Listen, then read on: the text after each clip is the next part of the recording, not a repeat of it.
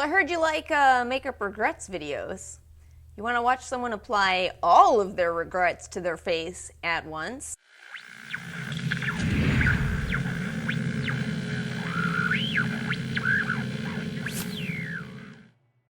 Welcome back to the rabbit hole. We are indeed doing a makeup regrets video. Now, two quick comments regarding this topic. You could probably guess what they are. First off, this is only my opinions, only my experiences. Hey legal teams, how you doing? And secondly, I'm gonna really try to make these products work today. I don't like having makeup regrets. Who really does, you know? I want these products to work, and I admit that putting all of them on at once is, it's gonna make it hard for any of these products to do their best, but I'm still gonna try. I'm gonna take a completely different approach. I'm gonna do a much more minimalist type of look today because of the products in this video. Bottom line, I'm going to try, but I'm still gonna tell you as I apply these products why they made it to today's video. I'm going to start today's video with primer. This is the LC Pearl Radiance Primer, and I already talked about this in my haul video, so you might have a rough idea as to why I don't like it. But I'm going to put it on today. What I said about it is it's probably good for pale skin tones because, I mean, look at how white that is. It's definitely too white on my skin.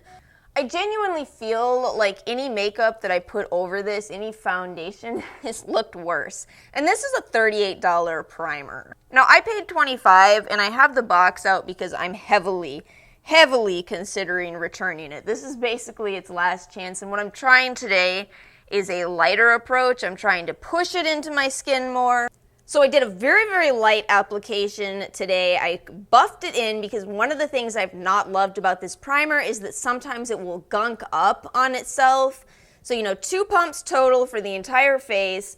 I don't have the Casper effect, the glistening Casper effect going on. So I'm liking it more, but this is just not really the way that I personally use primers. So yeah, it's still really not, to me, worth even the $25 that I paid. So we'll really have to see. We'll pay attention to how the foundation is playing with it today. Next up, I'm going to be trying the Ombre Hypno Stylo sticks from Lancome. You know, Lancome was so kind to send me these, and I really didn't want to admit to myself initially that I didn't love them. But after so many times of trying to make these work and just really not being impressed, I gave 2 of them to my mom. Well, she ended up calling me to tell me just how much she loves them, so now I feel like I gotta give them at least one more try. I'm gonna try the one shadow look today, and we'll see if that works better, because I've definitely been trying to do more complicated looks with these, and I just don't think that's the purpose. I think it's kind of funny. We have almost a very different way of doing makeup in 2019, or at least younger people do. I feel like if you found a 15-year-old lurking around the Morphe section in Ulta and you stopped them and said, "What do you think of a one eyeshadow look?" they'd turn to you and say, "That's heresy. Who uses only one eyeshadow?" Nobody anymore. Now it's 12 eyeshadows at once, or you don't have a complete look. I just don't feel like it really looks good. Like, it's kind of still splotchy, even though I really tried to blend it out. Let's just take some of the black one, which is probably my favorite, and use it for liner. I do think these work for liner, provided you're able to get them sharp enough. They come with a sharpener, but I don't feel like it always sharpens to the level I want it to. We're gonna try. And I guess I'll do some of the blue under my eye, maybe. So I did apply some mascara so I could kind of see the end look. It's just not doing it for me. It's just not, but I think it's as simple as I don't do this look. I either do a full glam type of look or literally nothing. And so this kind of middle ground for me, it doesn't make a lot of sense for me. I guess I can see how this has a place though, and hey mom, you want some more of these? Flesh also sent me their Pure Flesh foundation. Now, I talked about this on Instagram. This can be one of the most beautifully wearing foundations that I have ever tried. So you might wonder, why is it in this regrets video, right? Because if anything goes wrong in the application process, you can't fix this. It's almost to a bizarre level because I feel like I can pretty much fix any foundation, issue that I have going on, but I really can't with this. If something goes wrong, every single time I've had to completely wipe it off and reapply it. So I'm continuing to work in these smaller sections. So far, so good. I do think part of it is that I went really light with the primer because this is a foundation that I actually don't think it works as well with primer in general. I think it works better on bare skin, and that's something I don't say very often because I love primer. Oh, I might have applied too much on my forehead. So, this is a silicone-free foundation. That's something that a lot of people are looking for. But because it's a silicone-free foundation, you have to make sure you're not applying it with a silicone primer, at least not with a lot of silicone primer. I was reading the reviews for this foundation, and I noticed that most of the reviews are really quite positive, most people commenting on how nicely it wears, which I can attest to. But then I saw one review, I think it was on maybe Allure, where somebody was saying it didn't combine with their skincare well, and I was like, ooh, that could be one of my problems with it too, since I do have a rather intense skincare routine.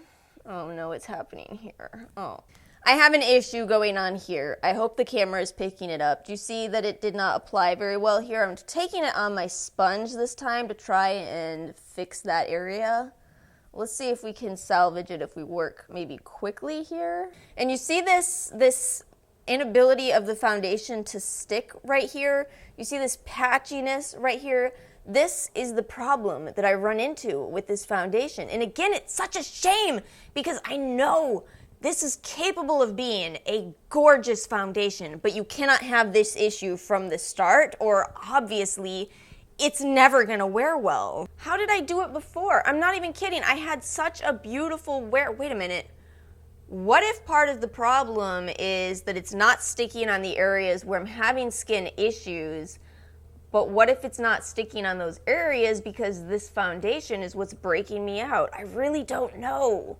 I do know that I've noticed some breakouts starting within the past few days, and this I've been trying every single day. I've been trying every day to get this foundation to work. I'm gonna tell you guys what, I want so badly to love Flesh, but I feel like everything I've tried from them in one way or another falls a little short. I wanna love you, Flesh. All right, let's move on. I'm including the Essence Brighten Up Banana Powder in this video, not because the product sucks, but because I never even dropped it and it broke. And I just object to this happening. Maybe I'll try my hand at depotting this. I mean, if I fail at depotting this, I won't feel too bad because it is relatively cheap, right? You guys, I swear, on a stack of every religious textbook, I am trying to make this work. But look at this eyeshadow. It's already creasing. We've got these giant gap things going on in my foundation. I'm gonna eat some chocolate. I need a candy break. I need some candy. And pep up my mood a little bit, you know what I'm saying? New name for this video, the Try Not to Cry Makeup Challenge. Next, we're going to use this NYX California Beamin' Bronzer. If I've learned anything about myself, it's that I don't like the way that I look in bronzer. So here's my attempted solution to this today, because this is way too pigmented and way too shimmery as a bronzer. It probably would be a really pretty eyeshadow, actually, but as a bronzer. So my plan is I'm going to try to stipple this on and see if we can make a lighter application with a bronzer that's too pigmented. Man, I don't know. I just feel like too much bronzer on me. I think maybe part of what I don't like about the look is it what it reminds me of? Is it the kind of people that I personally knew that wore too much bronzer? Maybe it's that. I still do not like it at all. I feel like I look exactly like I'm gonna slide into your DMs trying to get you to join my MLM. Hi, sweetie, I know we haven't talked since high school, but I think you'd be a perfect fit for my newest opportunity.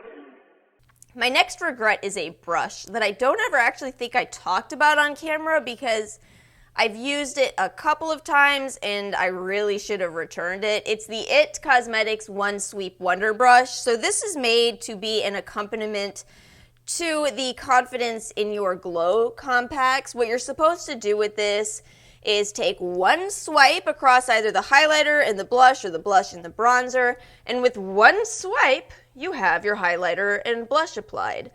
You know, the problem with that is if this worked, people wouldn't still be buying a brush for highlighter, a brush for blush, a brush for bronzer. We would all be using this and done, right? What the heck? My next regret is the Lano Lips Tinted Lip Balm, and it is specifically the tinted one. I love lip balms. I love them when they are not tinted. This one in particular, I have such a horror story with. Oh goodness, too much of this comes out. Let me tell you this horror story. So me and Ara were walking around the grocery store.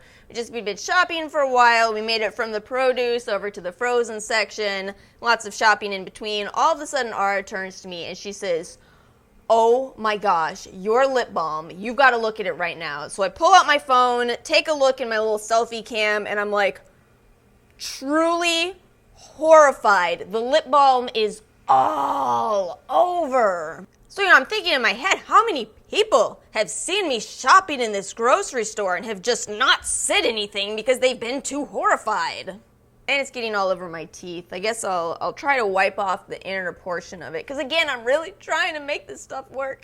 Last product, and we are done with this glorious look. The Gerard Cosmetics Slay All Day Setting Spray. This is the coconut scent. I'm gonna tell you this honestly. A lot of people love this product.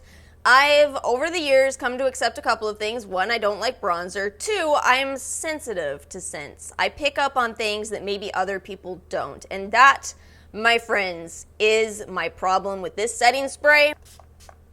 God, it's vile. But the thing is, there's something underneath this really intense coconut scent that I cannot stand. I don't know specifically what is it. Gosh, I can taste it. You guys know it doesn't taste good? SD alcohol, 40 BPEG8, dimethicone, polyglycerin 3, PPP, gluconolactone, PPG 26, butane 26. You guys want to know what this actually smells like to me? Have you ever been around somebody who needs to shower? They really need to shower, but rather than shower, they've just coated themselves in really strong perfumes. We're talking, you may not even pick up deodorant, you just pick up this strong blend of body odor and perfume. That's what this smells like to me. I'm like extremely sad because I tried so hard today and I just can't do it. Like, everything looks bad, and the combination of 8 bad products is about as good as you would think it would be. I've decided that I'm gonna go shower. I hope that you all are having a wonderful day and that your makeup products complement your skin type and your preferences. Thank you guys for watching. If you enjoyed this bit of a train wreck today, please make sure you hit the like button and subscribe, and I will see you guys next time.